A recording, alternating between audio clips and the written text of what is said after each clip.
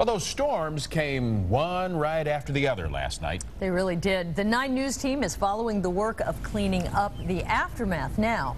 Jenell Walton is live in Sharonville with the situation there. Jenell? Clyde and Carol Watson, store manager, says that the water from the Mill Creek, it was so high it actually swept 16 of its hot tubs right into the creek, and you can see some of those hot tubs are still back here tonight. They're telling me the estimated damage is about $250,000. However, another business just right down the street on Mosteller Road, a trucking company, says their inventory loss adding up to well over $1 million.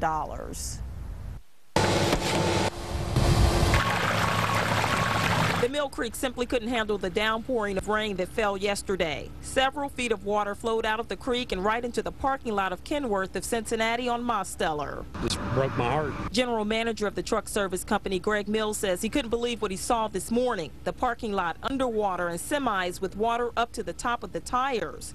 He estimates 50 trucks were damaged from the flooding. There's a lot of damage. We got great customers. We're going to have to address some issues we have here with trucks that they own, and it's going to be a tough few days with cleanup. Some people stopped to see the high water. They just couldn't believe their eyes. A former employee of Kenworth says the last time heavy rain moved in, they had enough warning to move all the trucks. 07, it rained probably about 3 days straight, and we had enough warning from I think it was the fire department, Sharonville Fire Department.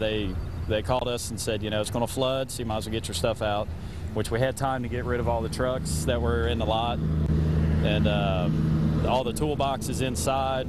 Watson's store manager says they usually have enough warning to move their inventory, but not this time. Kind of got caught by surprise. The flood waters came in last night, picked up the spas that were in the yard. Some of them in the warehouse were wet. Obviously, the ones that were in the yard got carried off down to the Mill Creek, and they're actually sitting up against the bridge right now.